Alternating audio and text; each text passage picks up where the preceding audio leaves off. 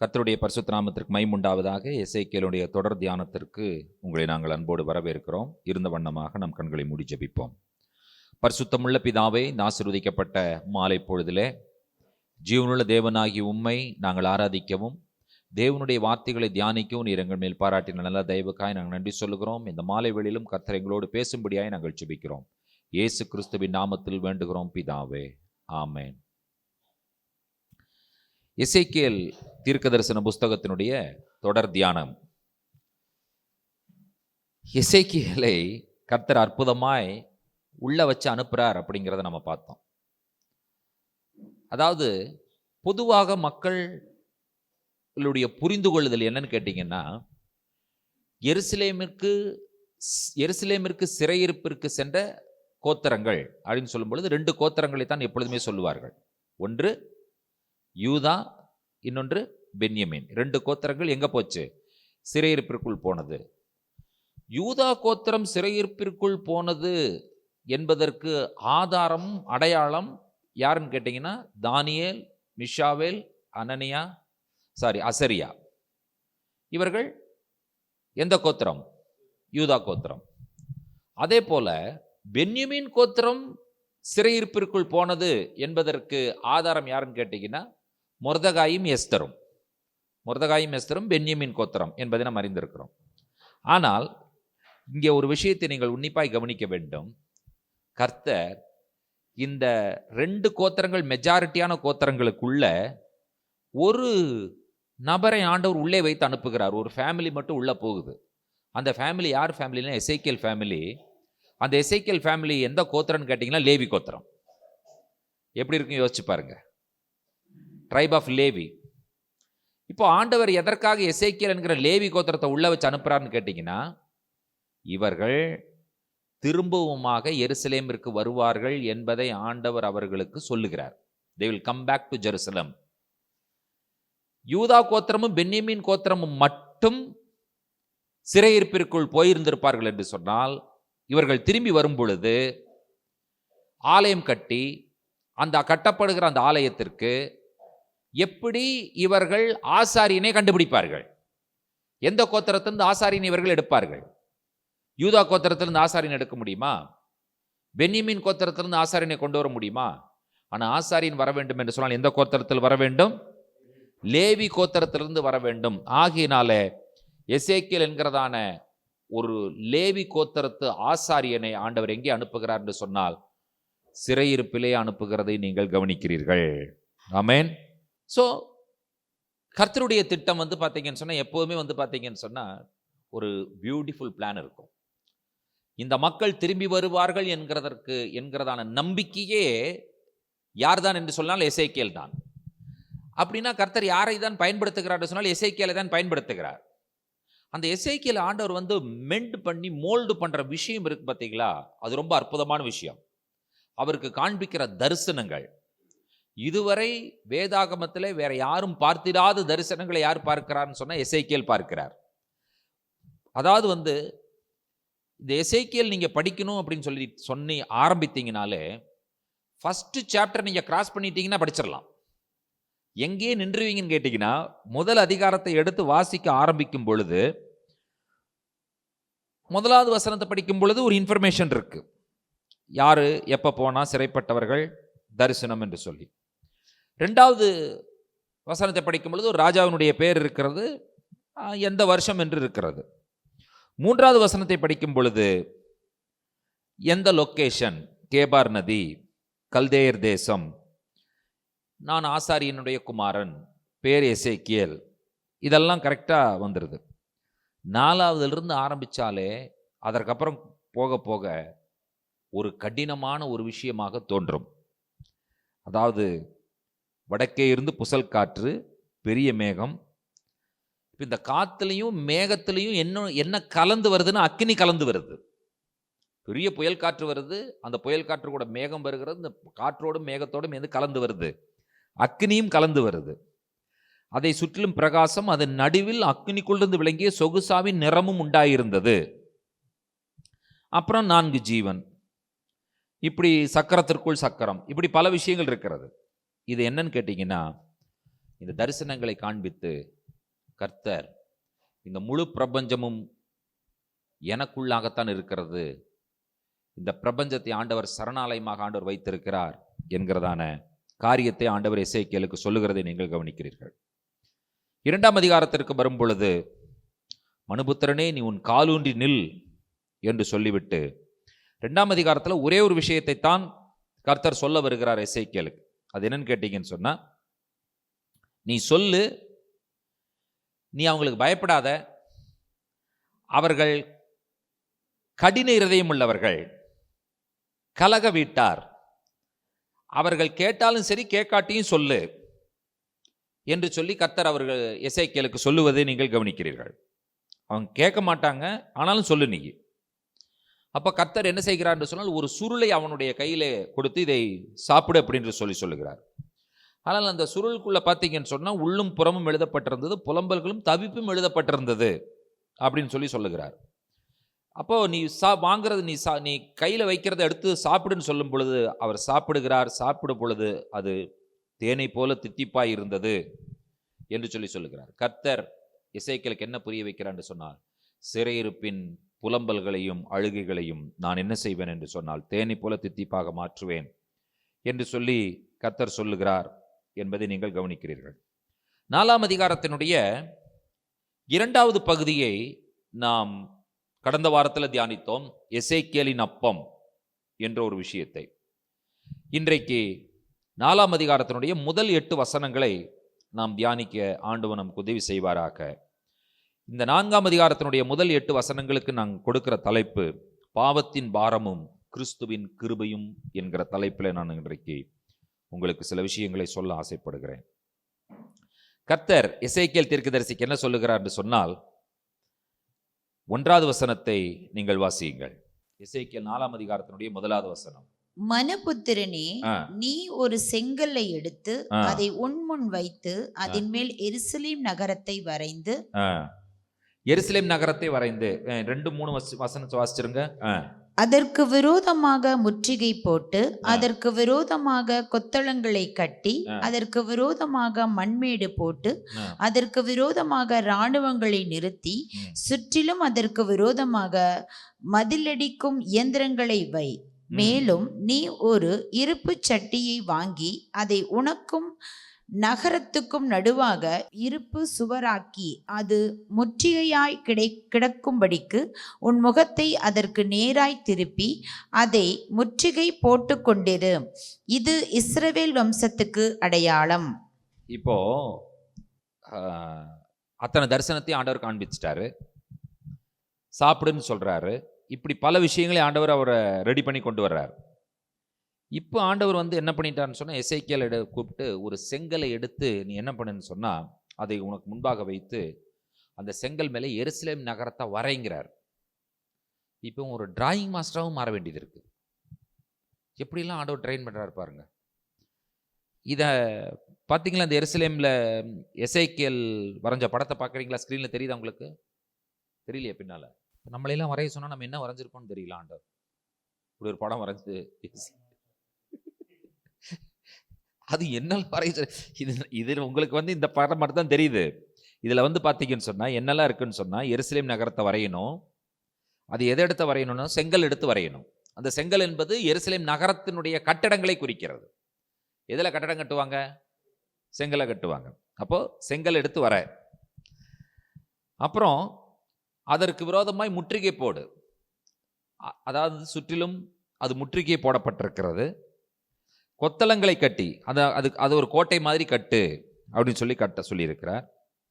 அதற்கு விரோதமாய் மண்மேடு போட்டு இராணுவங்களை நிறுத்தி மதிலிடுக்கும் இயந்திரங்களை வை.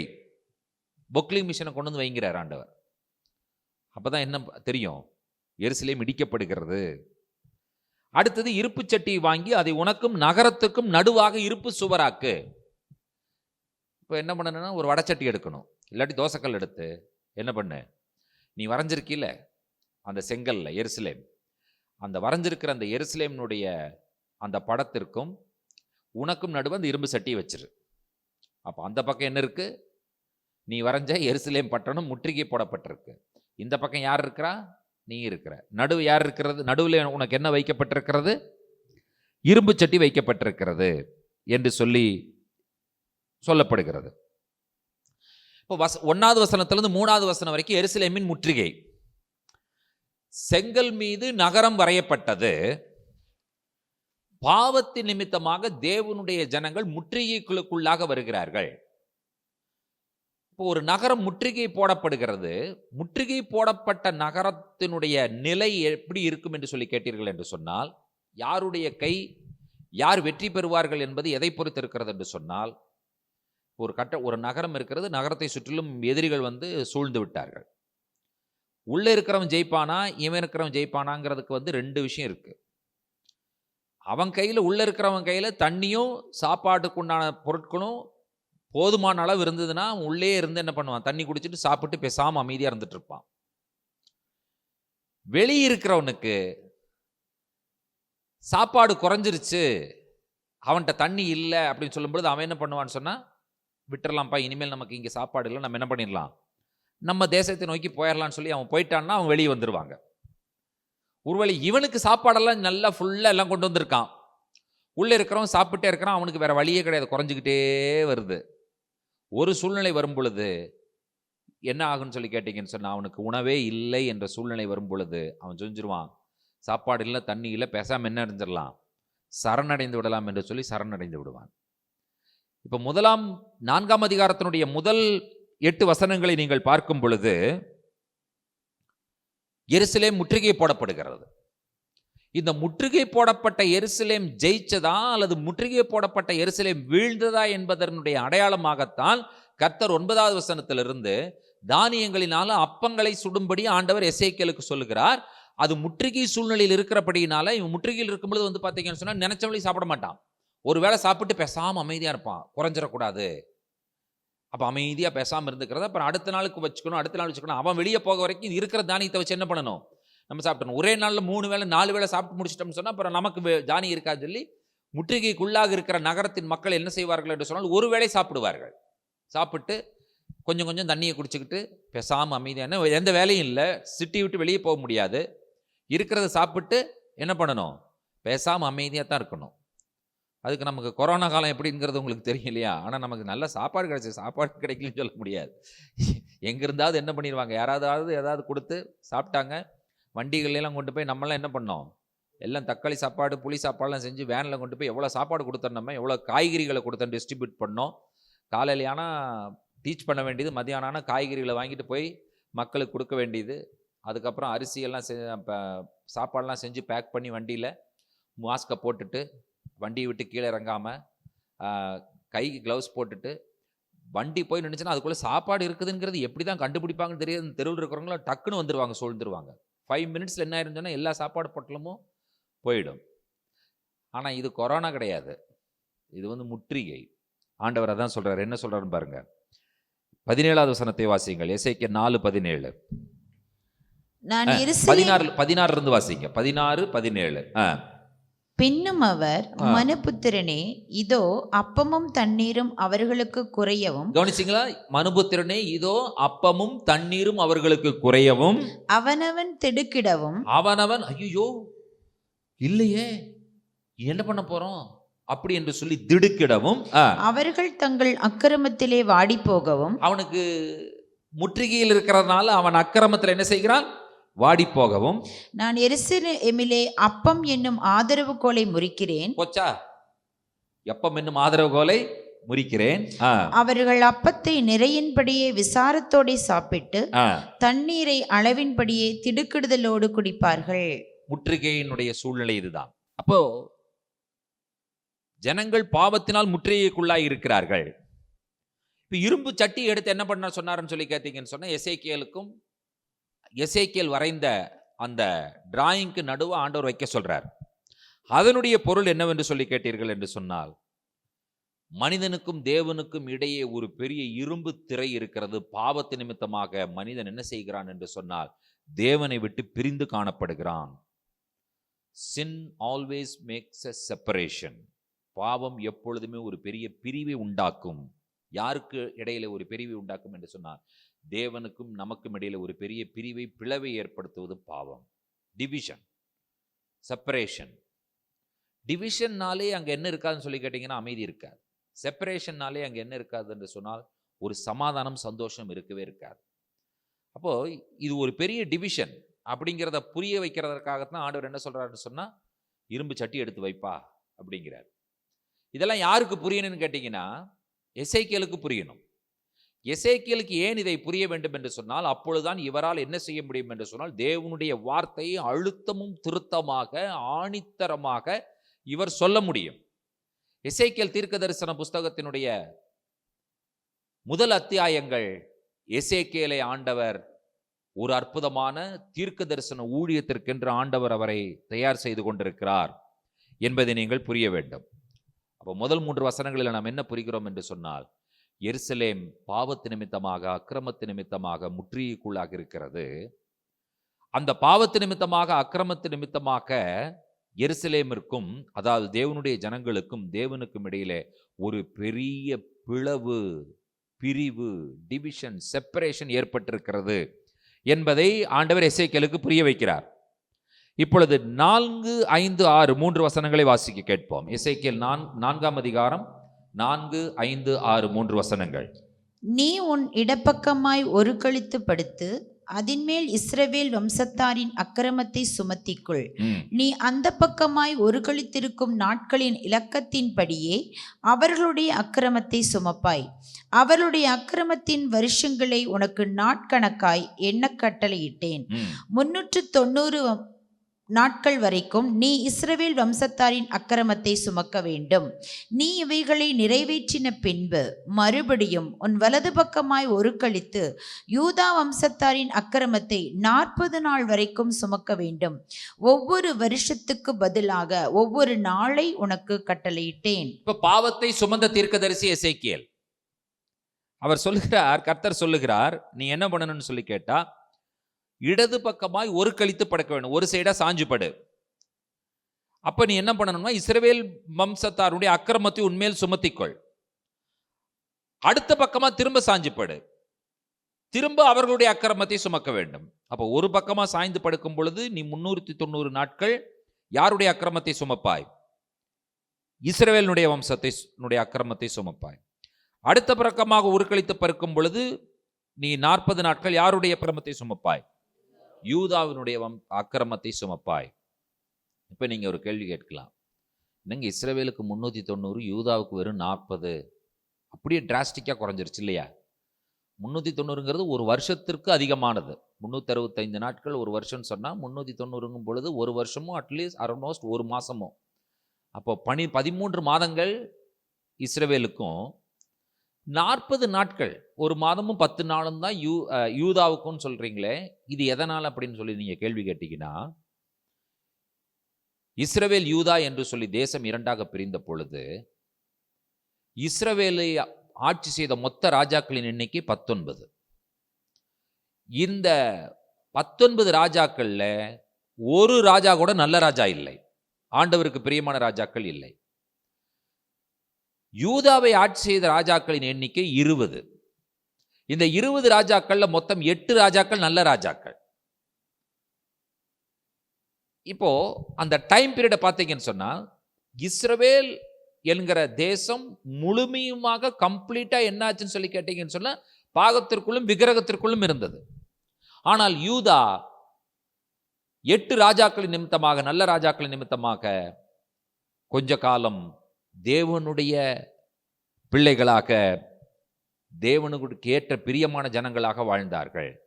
ஆகியனால்தான் எசேக்கியேலுக்கு என்ன புரிய வைக்கிறான்னு சொன்னா, இஸ்ரவேல் முழுமையான பாவத்தில் இருந்துச்சு, 390 நாள் நீ ஒரு கழித்து படுத்து அந்த பாவத்தை சும. யூதா கொஞ்ச நாள் நல்லா இருந்தான், ஆகினால நீ இன்னொரு பக்கமா படுத்து 40 நாள் என்ன பண்ணு, யூதாவினுடைய பாவத்தை சும என்று சொல்லி எசேக்கியேலுக்கு ஆண்டவர் சொல்லுகிறார். இப்போ எசேக்கியேலுக்கு ஆண்டவர் என்ன புரிய வைக்கிறார் என்று சொன்னால், sin is not easy, it is always a burdensome. பாவம் எளிமையான விஷயம் கிடையாது, பாவம் எப்பொழுதுமே பாரமானது. பாவம் என்று சொன்னது சுமையானது. பாவத்தை என்ன செய்ய வேண்டும்? ஒரு மனிதன் செய்தால் அந்த பாவத்தை என்ன செய்யணும்? சுமக்கணும். இப்ப நான் செஞ்சிட்டேன் பாவம். என்னுடைய பாவத்தை நீங்க சுமக்க முடியாது, நீங்க ஏற்றுக்கொள்ளவும் முடியாது. ஒவ்வொரு மனிதனும் இண்டிவிஜுவல், அதை நீங்க புரிஞ்சுக்கணும். நீங்க நீங்க பார்த்தீங்கன்னு சொன்னா, கர்த்தர் ஒரு குழுவாக இருக்கும்படி நம்மளை தெரிந்தெடுத்தார். That's perfect. அடுத்தது அந்த குழுவுக்குள்ள என்ன இருக்குன்னு சொல்லி கேட்டீங்கன்னு சொன்னா, பல குடும்பங்கள் இருக்கும். அதற்கப்புறம் இன்னொரு விஷயம் பார்க்கணும்னா, அந்த குழுவிலிருந்து ஒரு ஃபேமிலியும் தனித்தனியா பிரித்து எடுத்தார், ஃபேமிலி. அதற்கப்புறம் இந்த ஃபேமிலிலையும் ஆண்டவர் என்ன பண்ணாலும் இண்டிவிஜுவலா தான் ஆண்டவர் வச்சிருக்கிறார். நம்ம ஃபேமிலி தான், ஆனா ஆண்டவர் நம்ம இண்டிவிஜுவலா பார்க்கவும் விரும்புகிறார். இப்போ ஒரு கணவன் மனைவி பிள்ளைகள் இருக்கிறார்கள். 4 பிள்ளைகள், 2 பிள்ளைகள், 5 பிள்ளைகள், ஒரு கணவன் மனைவி இருக்கிறார். கர்த்தர் என்ன செய்ய மாட்டார்னு சொல்றங்க நீங்க? இந்த கணவன் பரிசுத்தவானாய் இருந்து, இவன் நல்லவனாய் இருந்து, இவன் உண்மையுள்ளவனாய் இருந்தபடியினால கர்த்தர் என்ன பண்ண மாட்டார்னு சொன்னா, உன் நிமித்தம் உங்க குடும்பத்தையே நான் பரலோகத்துக்கு கூட்டிட்டு போறேன்னு ஆண்டவர் கூட்டிட்டு போக மாட்டார். நான் பரலோகம் போனால் என் மனைவி போக முடியும் அப்படிங்கிறதுக்கு சொல்ல முடியாது, போக முடியாது. என் மனைவி போகிறதுனால கண்டிப்பாக நான் போயிடறேன்னு சொல்ல முடியாது. இதை எப்படி நீங்கள் புரிஞ்சுக்குவீங்கன்னு கேட்டிங்கன்னா, என் குடும்பம்தான், ஆனால் எனக்கு பசிக்கும் போது நான் கண்டிப்பாக சாப்பிட்டாகணும். இவங்கெல்லாம் சாப்பிடட்டும், நான் சும்மா இருக்கலாம்னு சொல்லி எத்தனை நாள் சும்மா இருக்கலாம்? ஒரு வேளை இருக்கலாம், 2 வேளை இருக்கலாம், ஒரு நாள் இருக்கலாம். ஆனால் கண்டிப்பாக நான் என்ன பண்ணணும்? சாப்பிட்டே ஆகணும். அதாவது சில விஷயங்களை பார்த்தீங்கன்னு சொன்னால், வித்தியாசமாய் புரிய வைக்கிறார் ஆண்டவர். கணவனும் மனைவியும் ஒரே சரீரம் என்று சொல்லி வேதம் சொல்லுகிறது. அது கரெக்ட் தானா? ஆமாவா இல்லையா? ஆமாம். Husband and wife are one flesh. இருவரும் ஒரே மாம்சமாக இருக்கிறார்கள். கணக்கு போட்டிங்கன்னு சொன்னால், மேத்தமெட்டிக்ஸ் படி 1 + 1 = 2. ஹஸ்பண்ட் அண்ட் ஒய்ஃபுக்கு வரும்பொழுது 1 + 1 = 1. இப்போ நீங்கள் 2 பேரும் கணவன் மனைவியும் பஸ்ஸில் ஏறிட்டு கண்டக்டர் சொல்கிறீங்க, ஒரு டிக்கெட் தான் எடுப்பேன், காரணம் என்னன்னா நானும் என் மனைவியும் ஒரே சரீரம் அப்படிங்கிறீங்க. 1 + 1 அங்கே ஒருத்தர் தான் அப்படின்னு சொன்னால் அவன் ஒத்துக்குவானா?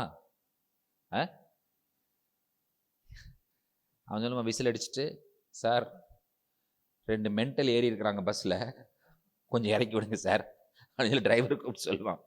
நீங்கள் இறங்க மாட்டேன்னு சொன்னீங்கன்னா டிரைவர் சொல்லுமா, சார் நேராக வண்டி போலீஸ் ஸ்டேஷனுக்கு கொடுங்க சார்மா. எதுக்கு? நமக்கு எதுக்கு போலீஸ் ஸ்டேஷனுக்கு போனால் ஆம்பளை இறக்கிறதுக்கு ஆம்பளை போலீஸ் இருப்பான், பொம்பளை இறக்கிறதுக்கு பொம்பளை போலீஸ் இருப்பாங்க, 2 பேர்த்தையும் இறக்கிவாங்க, நம்ம போயிடலாம் சார். 2 பேர் ஏறிட்டு ஒரு டிக்கெட் தான் எடுப்பங்கிறாங்க. கேட்டால் 1 + 1 = 1 அவங்க பைபிளில் சொல்லுதாமா, இருவரும் ஒரே மாம்சமாக இருப்பார்கள் அப்படின்னு சொல்லி பைபிளில் சொல்லுதான். ஆகினால நாங்கள் 2 பேரில் ஒருத்தர் தான் சொல்கிறாங்க அப்படின்னு சொல்லி சொல்லுவான். இருவரும் ஒரே மாம்சம், ஆனால் 2 பேரும் தனித்தனியாக சாப்பிடணும்ல? சாப்பிட வேண்டாமா? கரெக்டாக இல்லையா? ஸோ இந்த இண்டிவிஜுவாலிட்டிங்கிறது ஆண்டவர் ரொம்ப பார்க்கிறார். அப்போ ஆண்டவருடைய பார்வையில் வரும்பொழுது பார்த்தீங்கன்னு சொன்னால், ஆணாக இருந்தாலும் பெண்ணாக இருந்தாலும் ஆண்டவருடைய பார்வையில் கடைசியில் தனித்தனியாக நீங்கள் 2 பேருமே எனக்கு மணவாட்டின்னு ஆண்டவர் முடிச்சிடுறார். நீங்கள் யார்? என்னுடைய மணவாட்டி. ஆகியனால எசேக்கியேலுக்கு ஆண்டவர் என்ன புரிய வைக்கிறார்னு சொன்னால், பாவம் என்பது பாரமானது, அது எளிமையானதல்ல, அது சுமையானது, அதை சுமக்க வேண்டும் என்று சொல்லி ஆண்டவர் அவனுக்கு புரிய வைக்கிறார். ஆகினால அவரவர்கள் செய்த விஷயங்களை அவரவர்களே தான் அனுபவிக்க வேண்டும் என்று சொல்லித்தான் வேதம் இங்கே சொல்லிக் கொடுக்கிறது. இப்போ என்ன பார்த்தோம்? முற்றுகை போடப்பட்ட இஸ்ரவேலை ஆண்டவர் எசேக்கியேலுக்கு புரிய வைக்கிறார். யூதாவின் பாவத்தையும் இஸ்ரவேலின் பாவத்தையும், பாவம் பாரமானது, அதை சுமக்க வேண்டும் என்பதை ஆண்டவர் அவனுக்கு புரிய வைக்கிறார். அடுத்தது 7வது வசனத்தை 8வது வசனத்தையும் பாருங்கள். நீ எருசலேமின் முற்றுகைக்கு நேராக திருப்பிய முகமும் திறந்த புயமுமாக இருந்து அதற்கு விரோதமாக தீர்க்க தரிசனம் சொல்லு. இதோ நீ அதை முற்றுகை போடும் நாட்களை நிறைவேற்று மட்டும் ஒரு பக்கத்தில் இருந்து மறுபக்கத்தில் புரளக்கூடாதபடிக்கு உன்னை கயிறுகளால் கட்டுவேன். என்னங்க இது கொடுமையா இருக்குது? கடைசியில வரையினாரு, வரைஞ்சான். ஒரு பக்கமா சாஞ்சு படுனாரு, ஒரு பக்கமா சாஞ்சு படுத்தான் 390 நாள். சரி, அது முடிச்சதுக்கு அப்புறம் இன்னொரு பக்கம் சாஞ்சு படுனாரு, அதுக்கும் சாஞ்சு படுத்தான் 40 நாள். சரி, அதையெல்லாம் முடித்ததற்கு பிறகு ஆண்டவர் எப்ப என்ன சொல்றாருன்னு சொன்னா, நீ எருசலேமின் முற்றுகைக்கு நேராய் திருப்பிய முகமும் திறந்த புயமுமாக இருந்து அதற்கு விரோதமாக தீர்க்க தரிசனம் சொல்லுங்கிறாரு. ஓகே, முற்றுகை போடும் நாட்களை நிறைவேற்ற மட்டும் ஒரு பக்கத்திலிருந்து மறுபக்கத்தில் புரளக்கூடாதபடிக்கு உன்னை கயிறுகளால் கட்டுவேன்னு வேற ஆண்டவர் சொல்லிட்டாரு. அப்போ ஓவியம் மறைந்த தீர்க்கதரிசி, இஸ்ரவேல் யூதா என்கிறதான பாவ பாரத்தை சரீரத்தில் சுமந்த தீர்க்கதரிசி, அடுத்த விஷயத்தை பார்த்தீங்கன்னு சொன்னா கயிறுகளால் கட்டப்பட்ட தீர்க்கதரிசி, அதை தொடர்ந்து தான் அப்பம் சுட்ட தீர்க்கதரிசி. இப்படியெல்லாம் ஆண்டவர் என்ன பண்றாரு? எசேக்கியேலை ட்ரெயின் பண்றதை நீங்கள் கவனிக்கிறீர்கள். அப்ப எசேக்கியேல் என்ன செய்யப்படுகிறார் என்று சொன்னால் கயிறுகளால் கட்டப்படுகிறார். அவரால் சுதந்திரமாக அசைய முடியவில்லை. எசேக்கியேலுக்கு என்ன புரிய வைக்கிறார் என்று சொன்னால், பாவம் செய்தாய் என்று சொன்னால் பாவம் உன்னை அடிமையாக்கும், பாவம் உன்னை கட்டி வைக்கும், பாவத்தினால் நீ கட்டப்படுவாய், பாவம் செய்யும் பொழுது பாவத்திற்குள்ளாக நீ சிக்கிக் கொள்வாய், உன்னால் என்ன செய்ய முடியாது? சுதந்திரமாய் இருக்க முடியாது. அடிமைத்தனம். 70 ஆண்டுகள் இவர்கள் எங்க போனாங்க? அடிமைத்தனத்திற்குள் தான் போனார்கள். அதற்கு காரணம் என்ன? பாவம். பாவம் ஒரு மனிதனை கட்டுகிறது, அவனுடைய சுதந்திரத்தை பறிக்கிறது. இப்ப பாருங்க, எருசலேம் பட்டணத்தை வரைந்து அதை முற்றுகை போடப்பட்டிருக்கிறது என்பதை எசேக்கியேலுக்கு ஆண்டவர் புரிய வைத்தார். பாவம் பாரமானது, அதை சுமந்தே ஆக வேண்டும் என்பதை புரிய வைத்தார். பாவம் அடிமைத்தனத்திற்கு உங்களை கொண்டு போய்விடும் என்று சொல்லி கயிறுகளால் கட்டி ஆண்டவர் அதை புரிய வைத்தார். இப்ப நமக்கு என்ன புரியணும்னு சொல்லி கேட்டீங்கன்னா, இதை எல்லாவற்றிலும் இந்த மக்கள் விடுதலை ஆனார்களா என்று சொல்லி கேட்டால், ஆம், 70 வருடத்திற்கு பிறகு இவர்கள் திரும்பி வந்தார்கள். இந்த விடுதலையை கொடுத்தது யார் என்று சொல்லி கேட்டீர்கள் என்று சொன்னால், உலக தோற்றத்திற்கு முன்பாகவே அடிக்கப்பட்ட வண்ணமாய் இருக்கிற கிறிஸ்துவே இந்த விடுதலை அவர்களுக்கு கொடுத்தார். இப்ப நீங்க பாருங்க, பாவத்தை ஒரு அடையாளமாக சின்னமாக எசேக்கியேல் சுமந்தார். ஆனால் இயேசு கிறிஸ்துவோ தன்னுடைய சரீரத்திலேயே நேரடியாக பாவத்தை சுமந்தார். 1 பேதுருவின் புஸ்தகம் 2ஆம் அதிகாரத்தினுடைய 24வது வசனம் என்ன சொல்கிறது என்பதை வாசிக்க கேட்கலாம். 1 பேதுரு 2ஆம் அதிகாரம் 24வது வசனம். நாம் பாவங்களுக்கு செத்து நீதிக்கு பிழைத்திருக்கும்படிக்கு அவர் தாமே தமது சரீரத்திலே நம்முடைய பாவங்களை சிலுவையின் மேல் சுமந்தார், அவருடைய தழும்புகளால் குணமானீர்கள். நாம் எதற்கு செத்து? பாவங்களுக்கு செத்து. எதற்கு பிழைத்து? நீதிக்கு பிழைக்க. இயேசு என்ன செய்தார்? அவர் தாமே அவருடைய சரீரத்திலே யாருடைய பாவங்களை சுமந்தார்? நம்முடைய பாவங்களை சுமந்தார். எவ்வளவு பாரமான பாவத்தை கிறிஸ்து அவருடைய சரீரத்தில் சுமந்தார். இப்போ நான் பாவம் செஞ்சிட்டேன்னு சொன்னேன், என்னுடைய பாவத்தை என்னுடைய மனைவி சுமக்கட்டும் அப்படின்னு சொல்ல முடியாது, சுமக்க முடியாது, யாருமே வாங்க முடியாது. இப்போ நீங்கள் சொல்கிறீங்க, பாஸ்டர் நீங்கள் தான் எங்களுக்கு பாஸ்டர், நல்ல பாஸ்டர், ரொம்ப அற்புதமாக இருக்குது, நீங்கள் பேசுறது கேட்குறதெல்லாம் நம்மள இருக்குது, நான் 2 பாவம் செஞ்சுட்டேன், அதை நீங்கள் சுமந்துக்கோங்கன்னு சொன்னால் நான் என்ன பண்ணுறது? பிரதர் இது என்ன பிரதர்? இது விளையாட்டா? இது நீங்கள் செஞ்ச பாவத்தை யார் சுமக்கிறது? நானா? அதனால இந்த பெர்க்மான்ஸ் ஒரு பாட்டு பாடினார், இயேசு சுமந்து கொண்டாரே நான் சுமக்க தேவையில்லை, இயேசு சுமந்து கொண்டாரே நான் சுமக்க தேவையில்லை. நான் ரொம்ப நாளாக யோசித்தேன், ஃபாதருக்கு எப்படா இந்த பாட்டு இப்படி பாடணும்னு தோணுச்சுன்னு கேட்டால் அப்போ தான் எனக்கு புரிஞ்சுது, இந்த கத்தோலிக்க மக்கள் இந்த பாதிரியாட்ட தான் போய் பாவத்தையெல்லாம் சொல்லுவாங்க.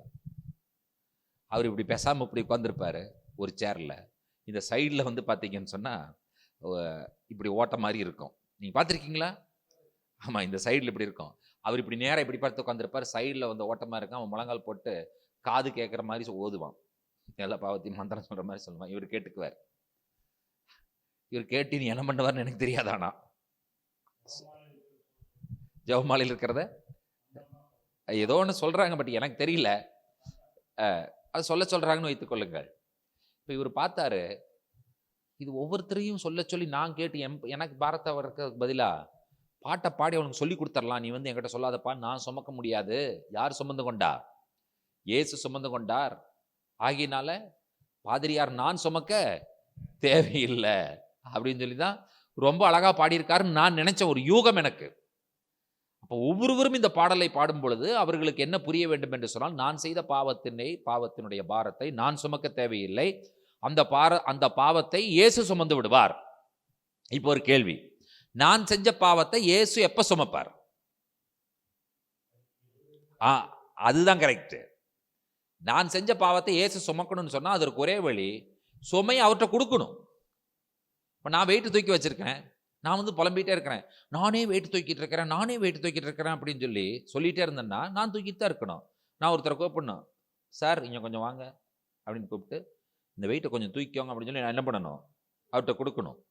அப்போ அவர்கிட்ட கொடுக்கணும்னு சொன்னால் அவர் என்ன பண்ணணும், அதுக்கு வாங்குறதுக்கு ரெடியாக இருக்கணும். வாங்குறதுக்கு ரெடியாக இருந்தால் தான் அவர்கிட்ட கொடுக்க முடியும்.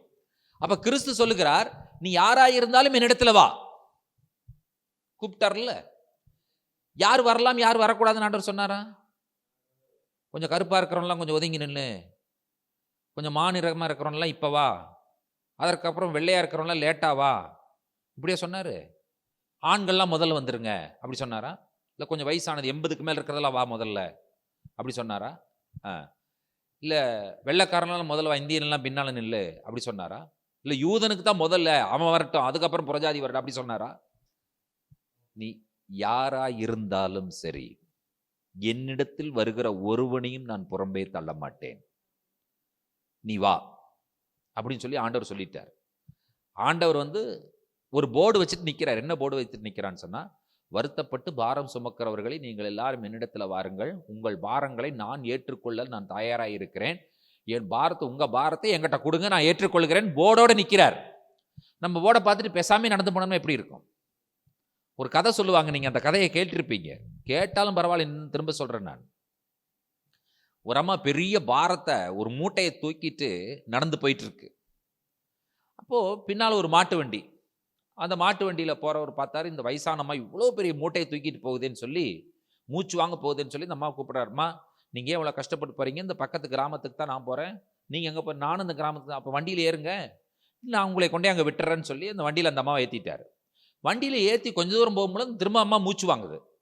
என்னடா மூச்சு வாங்குதுன்னு பார்த்தா, வண்டியில் ஏறிட்டு அந்த பாரத்தை அந்த மூட்டையை தலையிலேயே உட்கார வச்சுட்டு உட்காந்துருக்குது. ஏமா தலையிலேயே வச்சுட்டு உட்காந்து, உங்களுக்கு தெரியும் இதில் இறக்கி வைக்க வேண்டியதானே அப்படின்னு. அந்த அம்மா சொல்லுது, நீங்கள் என்னையும் சுமக்கிறதே பெருசு, அதுக்கப்புறம் ஏன் மூட்டையும் சேர்ந்து சுமக்கணும், நானே சுமக்கலான்னு தான் உட்காந்துருக்குங்குது அந்த அம்மா. இது என்னடா கொடுமையாக இருக்குது. அந்த அம்மாவுக்கு என்னென்னா, என்னை மட்டும் சுமங்க, என் மூட்டையை என்ன பண்ணுறேன் நானே சுமந்துக்கிறேன். ஏமா அந்த மூட்டையும் சேர்ந்தாமல் இந்த வண்டி சுமந்துட்டு போகுது, நீ சுமந்து என்ன ஆக போகுது இறக்கி வைங்கன்னா நமக்கு புரியவே இல்லை. இன்றைக்கு வரைக்கும் பாரத்தையும் ஆண்டவர்கிட்ட சொல்கிறோம், ஏதோ 1-2 பரவாயில்ல ஆண்டவர், ஏதோ உங்ககிட்ட சொல்கிறேன், மிச்சதெல்லாம் என்ன பண்ணுறேன் நான் பார்த்துக்கிறேன் அப்படின்னு சொல்லி தான் ஆண்டவர் சொல்லுகிறார். கர்த்தர் மேல் உங்கள் பாரத்தை வைத்து, ஆனால் நம்ம என்ன பண்ணுறோம், கர்த்தர் மேல் பாரத்தை வைத்து அதை பிடித்து கொண்டே இருங்கள். கர்த்தர் மேல் பாரத்தை வைத்து பிடித்து கொண்டே இருங்கள். பாரத்தை வச்சுட்டு விடுறதே கிடையாது, அவர் சுமக்கட்டுன்னு சொல்லி நம்ம என்ன பண்ணுறோம், ஜெபம் பண்ணி முடிச்சிருவான். இந்த அந்த கவலைகளுக்காக, அந்த விஷயத்திற்காக, இந்த விஷயத்திற்காக ஆண்டவர்னு சொல்லி பார்த்தீங்கன்னு சொன்னால் கண்ணை மூடி இறுக்கி மூஞ்சியை சொல்லிச்சா வாயை திருப்பி கிருப்பி எல்லாம் ஜெபம் பண்ணி முடிச்சதுக்கப்புறம் அப்படின்னு சொல்லுவான், ஒரே கவலையாக இருக்குது பிரதர். இப்போதானே ஜெபம் பண்ண, அதுக்குள்ளே அடுத்ததில் ஒரே கவலையாக இருக்கு. ஜெபம் பண்ணி ஆமேன் போட்டு முடிச்ச உடனே, கண்ணை திறந்த உடனே பிரைஸ் எல்லாம் ஸ்தோத்திரம் அதெல்லாம் சொல்ல மாட்டாங்க. ஜெபம் பண்ணி முடிச்சோன்னா ஒரே கவலையாக இருக்கு பிரதர். நமக்கெல்லாம் எங்க ஜெபமெல்லாம் பண்ணி முடிச்சுட்டு நமக்கெல்லாம் எதுவும் நடக்குமா? இது மக்கள் பாருங்க, நீ எதுக்கு ஜெபம் பண்ண அப்புறம்? உங்க பாரத்தையெல்லாம் உங்க மேல வைக்கிற ஆண்டவரே, நீங்க எல்லா கவலைகளையும் ஏற்றிருக்கீங்க, வியாதிகளை ஏற்றிருக்கீங்க, பலவீனத்தை ஏற்றிருக்கிறீங்க, எல்லாத்தையும் வைக்கிற ஆண்டவரேன்னு சொல்லிட்டு இந்த ஜெபத்தை பார்த்தீங்கன்னு சொன்னா, வல்லமையான ஜெபத்துல நீங்க வைக்கிற பாரத்துல ஆண்டவரே கொஞ்சம் தகந்து போற மாதிரி இருக்கும். அந்த அளவுக்கு பாரத்தை மேல வைக்கிறது. ஜெபம் பண்ணி முடிக்காதுக்கு முன்னால சொன்ன மாதிரி நமக்கெல்லாம் எங்க நடக்க போகுது, எப்படி இருக்கு யோசிச்சு பாருங்க பார்க்கலாம்.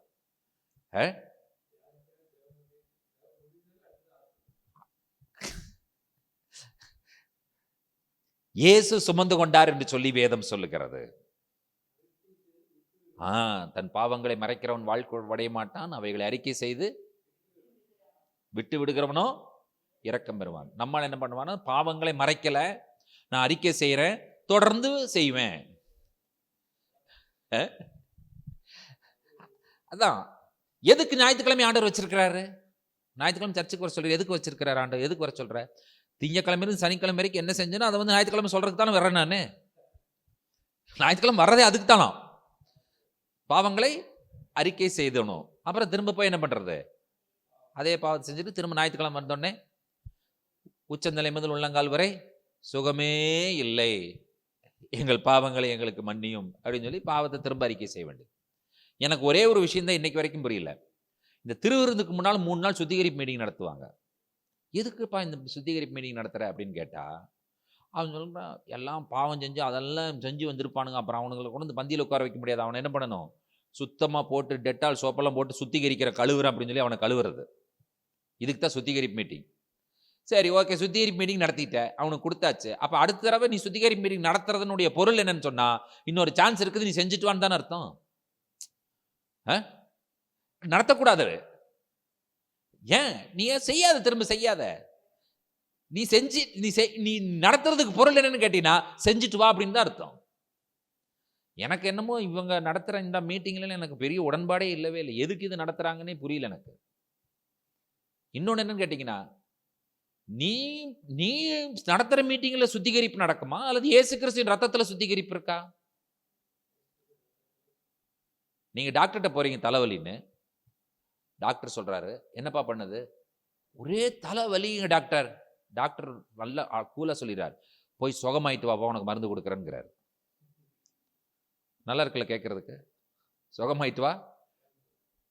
ஒருத்தன் வந்து இயேசு கிறிஸ்துவின் ரத்தத்தை கொடுங்க, நான் பாவம் செஞ்சுட்டேன், அந்த ரத்தத்தை இருந்தால் என்னுடைய பாவம் தீரும் அப்படின்னு சொல்லி வந்து நிற்கிறான். நீங்கள் என்ன சொல்கிறீங்க, போய் பரிசுத்தமாயிட்டு வா, இந்த ரத்தத்தை கொடுக்குறேன். அவன் பரிசுத்தமாகிறதுக்கு என்ன வழின்னு கேட்குறான். பரிசுத்தமாகிறதுக்கு என்ன வழி? இயேசு கிறிஸ்துவின் ரத்தம் சகல பாவங்களையும் சகல பாவிகளின் பாவங்களையும் நீக்கி சுத்திகரிக்கும். ரத்தம் யாருக்கு? பரிசுத்தவானுக்கா பாவிக்கா? பாவிக்கு. இப்போ நீங்கள் உங்களுக்கு இந்த விஷயமே எனக்கு புரியல, இதுக்கு யார் விளக்கம் கொடுக்கறது எனக்கு? அது முதல்ல சொல்லுங்க. அது கேட்டால் இவர் கள்ள உபதேசம் பண்ணுறான்ருவாங்க. நான் ஒன்றும் கள்ள உபதேசம் பண்ண கிடையாது. நான் தெளிவாக சொல்கிறேன், இயேசு கிறிஸ்துவின் மாம்சமும் இரத்தமுமே ஒரு மனிதனுடைய பாவத்திலிருந்து அவனை மீட்டு வெளியே கொண்டு வரும். ஆமென். அதற்கு இன்னொரு பரிகாரம், இன்னொன்று நீ செய்யணுங்கிற அவசியமே கிடையவே கிடையாது. நீ செய்ய வேண்டியது என்னன்னு கேட்டிங்கன்னா, 2 விஷயம் செய்யணும். ஒன்று, நான் பாவி என்று சொல்லி ஆண்டவரிடத்தில் அறிக்கை செய்துவிட்டு இன்னொன்றையும் அறிக்கை செய்யணும், கிறிஸ்துவின் மாம்சமும் கிறிஸ்துவின் ரத்தமும் என்னுடைய பாவத்தை நீக்கும் என்பதை நான் அறிக்கை செய்கிறேன், ஆகியனால் அதை எனக்கு கொடுங்க, நான் சந்தோஷமாக ஏற்றுக்கொள்கிறேன், என்னுடைய பாவத்திலிருந்து நான் வெளியே வர விரும்புகிறேன். இங்கே என்ன சொல்லப்பட்டிருக்கிறது? அவர் தாமே தமது சரீரத்திலே நம்முடைய பாவங்களை சிலுவையின் மேல் சுமந்தார். எதில் சுமந்தார்? சிலுவையின் மேலே. எதில் சுமந்தார்? சரீரத்திலே சுமந்தார். எந்த சரீரத்திலே கிறிஸ்து நம்முடைய பாவங்களை சுமந்தாரோ அந்த சரீரத்தை தான் நமக்கு சாப்பிட கொடுத்தார். இப்ப நான் ஏன் அவருடைய சரீரத்தை சாப்பிடுகிறேன் என்று சொன்னால், அவருடைய சரீரத்தை நான் சாப்பிடும் பொழுது மட்டும்தான் என்னுடைய பாவத்தை அவருடைய சரீரம் சுமக்க முடியும். இது உங்களுக்காக பிற்கப்படுகிற என்னுடைய சரீரம், இதை வாங்கி புசியுங்கள் என்று சொல்லி ஆண்டவர் சொன்னார். இயேசுவின் சரீரத்தை நான் சாப்பிடுவதற்கு காரணம் என்னவென்று சொன்னால், என்னுடைய பாவத்தை அவருடைய சரீரத்தின் மேல் வைக்கிறேன் என்பதனுடைய அடையாளமாகவே அவருடைய சரீரத்தை நான் சாப்பிடுகிறேன். ஆமென்.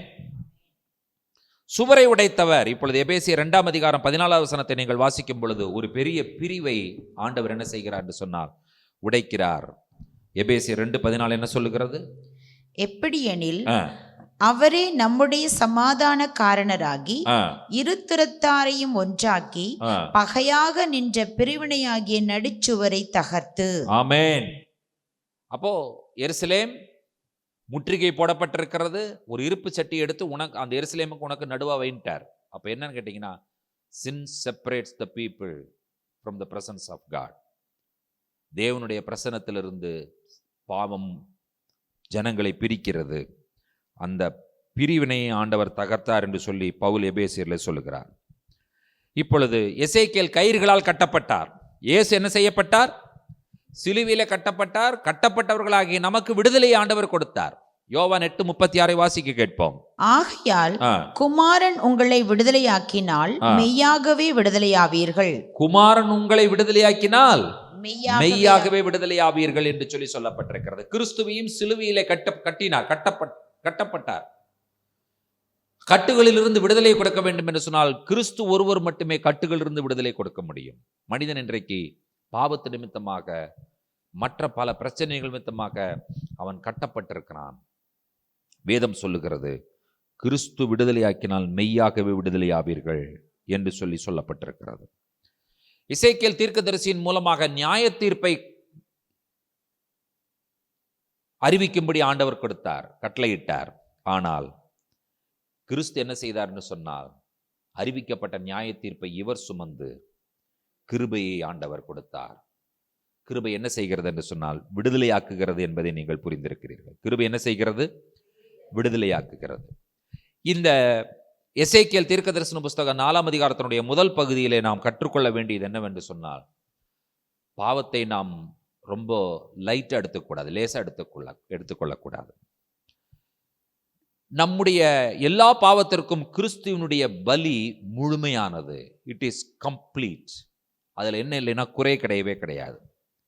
நம்முடைய எல்லா பாவங்களையும் யார் சுமந்தார்? கிறிஸ்து சுமந்தார். நம்மை ஆண்டவர் சுதந்திரமாக விடுதலையோடு கூட சந்தோஷமாய் வாழ வேண்டும் என்று சொல்லி ஆண்டவர் நம்மை விரும்புகிறார். கிறிஸ்து நம்மை விடுதலையாக்கி இருக்கிறார். நம்ம அந்த பாடல் பாடும் பொழுது பாடணுமல்ல, பிணையாளியாக மாறினார், என்னை மீட்டார்.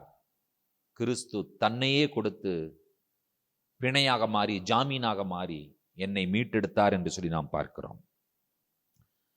இந்த உலகத்திற்கு உனக்கு ஒரு நம்பிக்கை இருக்கிறதப்பா, நீ நம்பிக்கை இழந்து விடாதே என்று சொல்லுகிற ஜனங்களாய் நாம் வாழ வேண்டும்.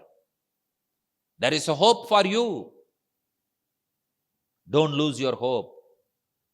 Who is your hope? Christ is your hope. கிறிஸ்துவே உன்னுடைய நம்பிக்கை என்கிறதான செய்தியை இந்த உலகத்தில் மக்களுக்கு எடுத்து சொல்லுகிறவர்களாய் நாம் மாற வேண்டும்.